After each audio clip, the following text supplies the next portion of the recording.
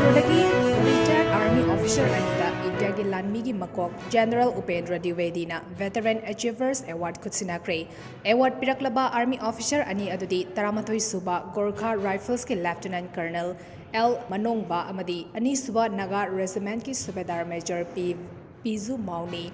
Retired army officer ani asibu ngasi Maharashtra ki Pune da leiba BEZ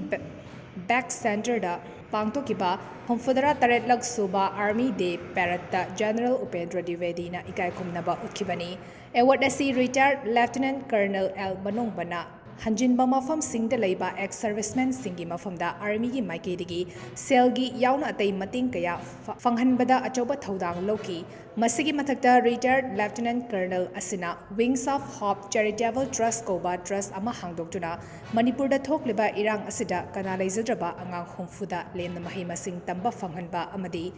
mapuroiba 𝗨𝗓𝗪𝗑 singda trust asina mating pangli ani suba awardee oina Subedar Major Honorary Lieutenant 𝗑𝗡𝗪𝗓𝗏 retired na army da thabak changnaba Sanapati gi Makhan khul da leiba Mystery Hills da naha kaya da recruitment ki training facility kaya piki hauzik fawda maha ki maikidigi training piduna naha chahumlom Indian Army da 𝗥𝗚𝗑𝗑 oina amadi atai Central Armed Police Force singda thabak fanghankhre Army officer ani asina lawriba thodangbu sakhangbiba oina Indian Army ki Makok General 𝗂𝗡𝗪𝗓𝗓𝗑 na ngasi officer ani asigi mafamda award sing asi 𝗂𝗧𝗏